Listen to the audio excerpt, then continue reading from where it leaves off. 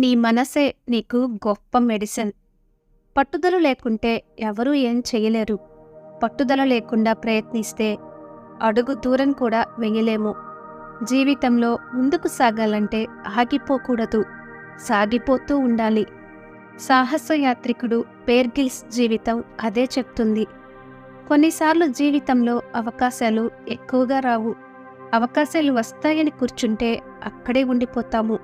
వచ్చిన ఒక్క అవకాశాన్ని పట్టుకుంటేనే గెలుపు సాధ్యం. లేదంటే వెనక్కు తిరిగి గడిచిన కాలాన్ని గుర్తు చేసుకుంటూ బాధపడిపోతూ ఉండాలి. మ్యాన్ వర్సెస్ వైల్డ్ షో గురించి తెలుసు కదా. ప్రధాని మోదీ గారు, రజనీకాంత్, అక్షయ్ కుమార్ లాంటి వాళ్ళు కూడా అందులో పాల్గొన్నారు. అందులో హోస్ట్గా కనిపిస్తుంటాడు బేర్ గ్రిల్స్. అతడి జీవితమేమీ అంత సాఫీగా సాగలేదు. బేర్ గ్రిల్స్ జీవితంలో ఎన్నో పరాజయాలను చవిచూశాడు. అతని పూర్తి పేరు Edward Michael Grylls. Bear Grylls చిన్నతనంలోనే స్కై డైవింగ్ నేర్చుకున్నాడు. కరాటేలో బ్లాక్ బెల్ట్ పొందాడు. సైన్యంలో కూడా పనిచేశాడు.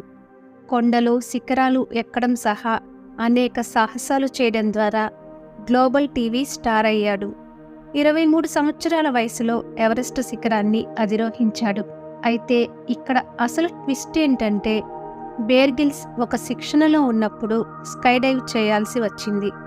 ఈ సమయంలో పారాచూటు 16,000 అడుగుల ఎత్తులో ఓపెన్ చేయాలని చూశాడు.